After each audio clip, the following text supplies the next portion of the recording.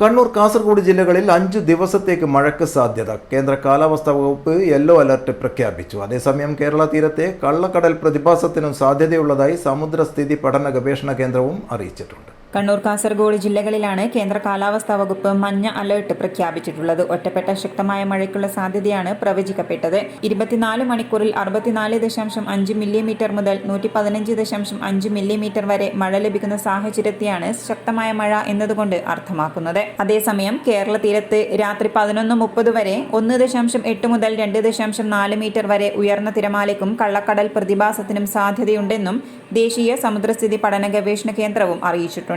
തമിഴ്നാട് തീരത്ത് രാത്രി 11:30 വരെ 2.1 മുതൽ 2.3 മീറ്റർ വരെ ഉയർന്ന തിരമാലയ്ക്കും കള്ളക്കടൽ പ്രതിഭാസത്തിനും സാധ്യതയുണ്ടെന്നും അറിയിപ്പിൽ പറയുന്നു. ഇതിനാൽ തന്നെയും പ്രത്യേക ജാഗ്രതാ നിർദ്ദേശങ്ങൾ പുറപ്പെടുവിച്ചിട്ടുണ്ട്. ലക്ഷദ്വീപ്, ഉത്തര കന്നഡ തീരങ്ങളിലാണ് കള്ളക്കടൽ പ്രതിഭാസത്തിന് വീണ്ടും സാധ്യതയും കാണുന്നത്. ഈ പ്രദേശങ്ങളിലെ മത്സ്യത്തൊഴിലാളികളും തീരദേശവാസികളും പ്രത്യേക ജാഗ്രത പാലിക്കുവാൻ നിർദ്ദേശമുണ്ട്.